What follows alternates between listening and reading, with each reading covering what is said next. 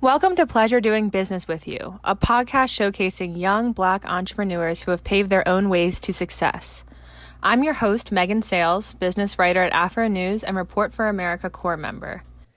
Today we are talking to David C. Williams, who is introducing us to the world of cryptocurrency. Williams is the Assistant Vice President of Automation at AT&T, and he won the 2021 Rodney Adkins Legacy Award at the Black Engineer of the Year Awards STEM Global Competitive Conference for an innovation that enabled 40,000 AT&T employees to work from home during the pandemic. Williams will soon become an author and a cryptocurrency creator with the release of his book called Business Model. Hello, David. Thank you so much for joining me on the podcast today. How are you? Doing well, Megan. Pleasure to be with you. Awesome. Before we kind of get into our crypto questions today, I just wanted to give you a chance to kind of introduce yourself, tell us where you're from, where you're based, and what you're doing now. Sure. So I'm David C. Williams. I'm an Assistant Vice President of Automation at AT&T. I lead the largest robotics process automation program worldwide. I spend a lot of time out in the community delivering solar robot workshops, building technology in my day job, and personally working on launching my own cryptocurrency. That sounds like very complicated stuff that you're up to, but very rewarding stuff and important work. I mean, I had seen that you won an award, I think, in 2021 at the Black Engineer of the Year Award conference. Yeah, that was pretty cool. I was awarded that award for work that I did when COVID hit the United States, and I helped invent something that enabled tens of thousands of people to work from home securely during the pandemic. So that was pretty cool. So you're very well versed, I guess, with like tech and things like that. How did you kind of get into what drew you to tech, I guess? Sure. And that's a slippery slope to say I'm well versed in tech. Technology has grown so much that once you think you know it, there's a whole nother segment of it that's brand new. But what got me into technology is I think that as a child, I never lost my curiosity, and my parents helped to instill and keep that going. They used to have me reading books every week. But over time, I've realized that I'm really good at solving problems, and I figured out a way to use technology to do that. Some of my early jobs or roles that I had, I started really, really small with simple technical things to solve problems. And over time, I built confidence and just went for larger and larger things. And that's kind of the best thing about technology, I guess, that, even though it keeps evolving, it feels like we're continuously trying to keep up. It's solving problems every day that we wouldn't even think to come up with. Yeah, and just one other point on that is a lot of the discussions that we have with the students out in the community during those workshops is to help them realize that their ingenuity is the very kernel, the very beginning of innovation, which leads to invention. And to not discredit or discount their own ingenuity and creativity. I started very, very small, and over time I got good enough to solve pandemic level problems. But everyone has a bit of creativity in them, and we just have to help bring that out of them. Absolutely. And so, as you had said, you are currently working on launching your own cryptocurrency. And today we're going to be talking a little bit about crypto. I think a lot of people still have a lot of questions about cryptocurrency, and there's some confusion surrounding the topic. So hopefully we can get some of those questions answered today. But I first wanted to know, what was your introduction into the crypto space, and what was kind of your first reaction to it as well?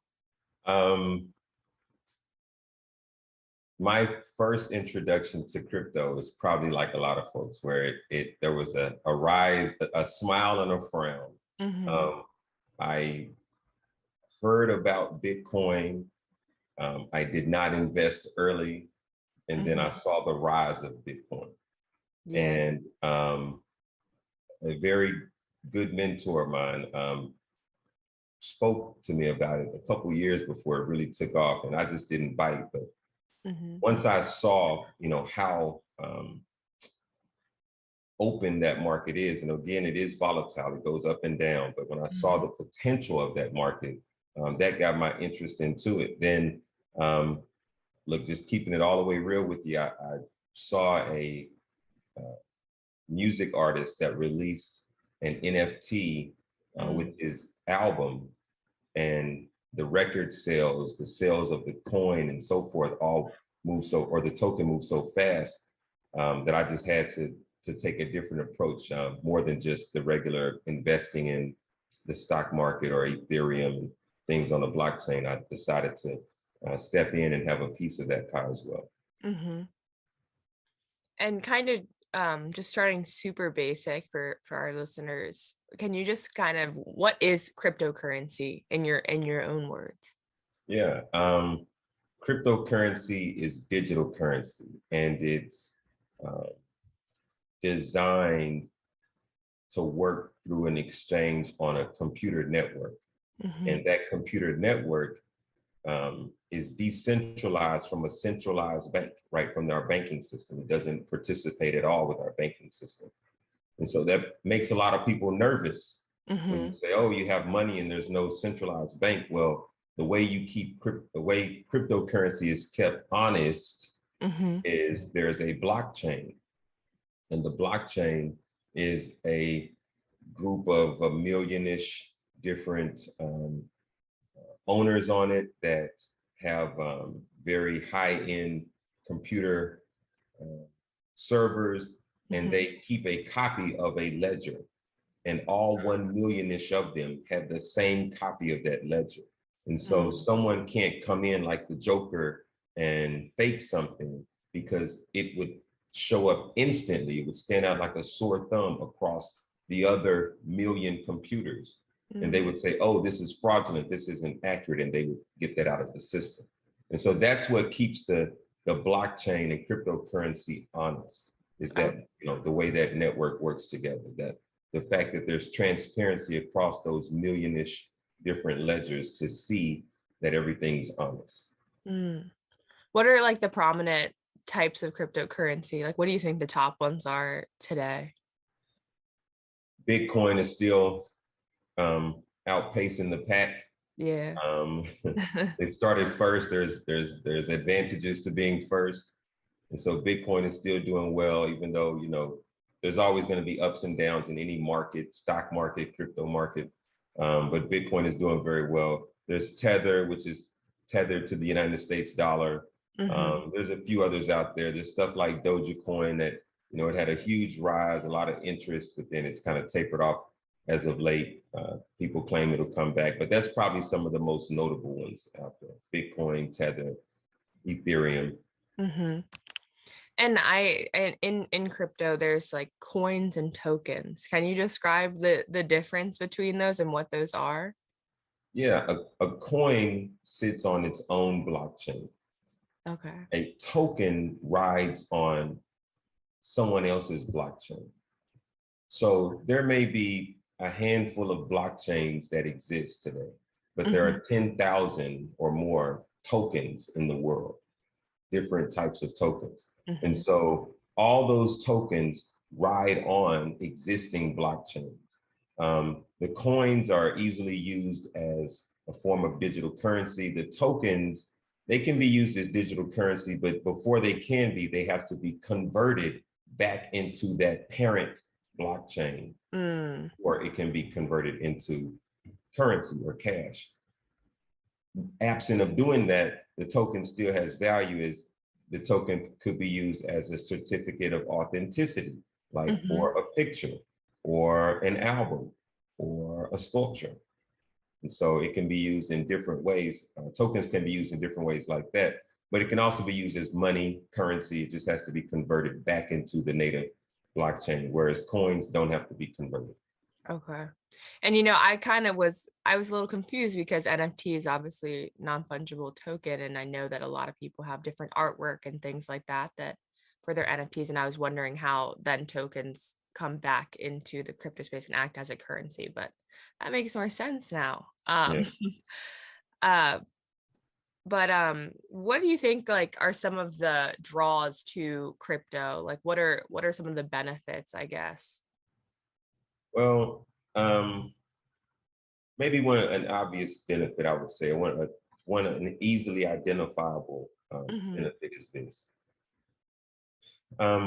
Let's say you have a ton of money and you want to go from one country to another. There's going to be exchange rates and all sorts of different fees and taxes that come along with it. Hmm. If you were to carry a painting from one country to the next, you would miss a lot of that weird exchange rate and stuff. And though the painting is worth $20 million in America, in another country, it's worth $20 million as well, whatever that dollar or form of currency is there. And so one advantage cryptocurrency has is you can exchange that currency across borders without having to go through all those extra fees and taxes. Yeah.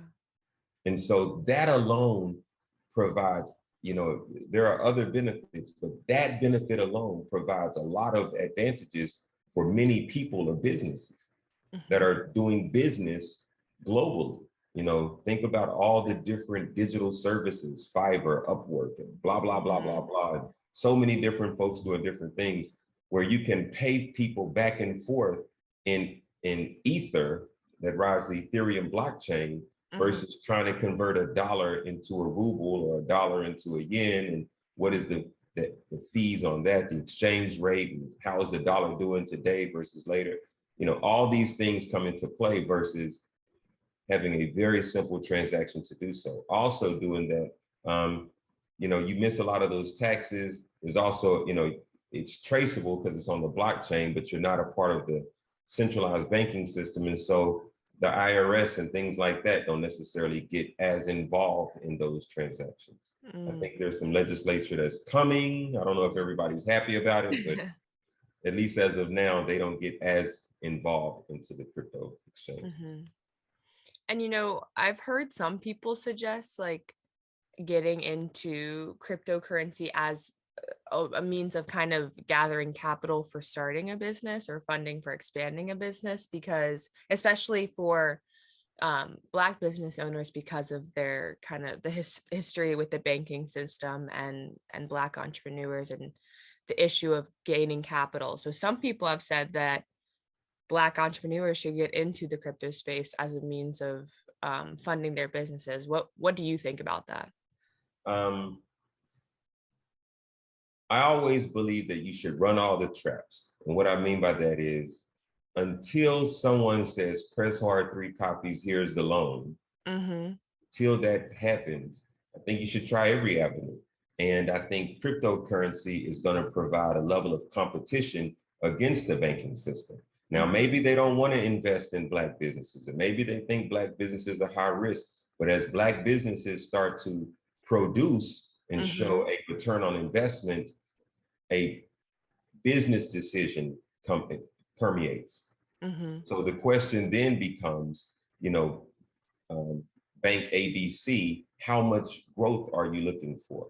Because some of your growth that only sat in the United States dollar now sits in Ethereum, or now sits in Bitcoin. And so those are things that I think those are questions I think that banks will have to answer. Maybe not right now because they have enough and, they're, entrenched in their own industry and they have their own lane and so forth. But, as more sales, as more transactions start to transact through crypto, it's gonna have a pull through effect.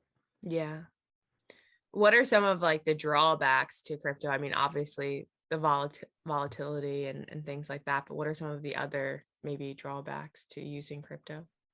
Yeah, the volatility is one. I think also cryptocurrency is new. And so, well, let me go back. So volatility, for everyone that may not understand, cryptocurrency there's a lot more dollars in the world than there are crypto coins in the world. And because there's more dollars, that form of currency is a lot more stable versus crypto. It's almost like, how many waves can you make in the ocean versus how many waves can you make in your bathtub, right? You can make it a lot more volatile in your bathtub than in the ocean. And so that's one drawback, is that crypto isn't as large as the centralized banking system forms of currency. And because of that, because it's not as large, different things impact it more heavily, which means that instead of the dollar going up and down a penny or two, crypto may move 8 to 12% in a day. And that's a lot. That's a lot of volatility. And so that makes people nervous to invest their money because they're afraid of losing it. So that's one downside of crypto. I also think that, just as we started this discussion, what is a coin? What is a token? What is cryptocurrency? It's so new that people can get confused in what it is they think that they're purchasing. I can't say everybody on the internet is, Scouts honor honest, right? And so some of those things come into play. So because it's new and because it's smaller than the existing forms of currency that we've been used to using for hundreds of years, there's those types of things that we have to watch out for. But I think as crypto begins to mature, right? No one fears Bitcoin going from 40,000 to 1,000. Maybe it'll float between 35,000 and 45,000, which is still a lot of volatility, but it's not, we don't fear it going down to 20 cents, right? And so as Bitcoin gets larger, as the crypto market gets larger, then there will be more stability. And as there's more stability, more people will play. Gotcha. And for someone that's a beginner or wanting to maybe start investing with crypto, what steps would you recommend them taking? Like, do you think they should do research first? Is there a specific cryptocurrency you'd recommend? Well, I'm not going to get into financial advice. Well, my own coin is the one I would recommend. No. So I would say this. So there's two schools of thought here. People learn by instruction and by experience. And so, and we have biases to that. Some people learn more by reading something. Some people learn more by doing something. What I would submit to everyone is to try a little bit of both. Go get you a Coinbase account, go get you a crypto.com account or whatever. And with small investments, dollars, not necessarily thousands of dollars, right?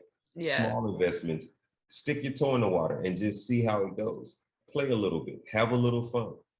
On the other side of that coin, yes, you should read. You should read some literature. The University of YouTube is very helpful in bringing people up to speed on what it is that's going on in crypto. And so there's a ton of how-to videos, of teach me videos, crypto, for novices type videos that you can watch and learn very quickly some of the things that we're talking about today. And as you continue to learn, as you continue to read, the way that you're playing in crypto will become more productive. You may get lucky and hit something and it just takes off, and that's great. The problem is when that happens, when you get on a lucky streak like that and you do that, if you go invest the whole farm, you might lose it because you don't know why you just had such a gain. Yeah. Do you think that crypto will ever replace like cash? It already has in some places. Yeah. That question is almost like when people say, do you think Netflix will replace TV? Yeah. Well, I would say Facebook Live is a form of content. TikTok is a form of content, right? Those things are replacing TV. Will crypto replace traditional money?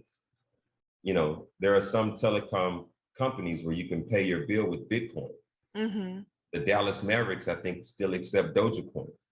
And there's other, entities that accept cryptocurrency as payment. And so I think as more retail outlets begin to accept crypto, then it's a flywheel. As you build the demand, the supply will come, and we just keep going hand over fist. Yeah.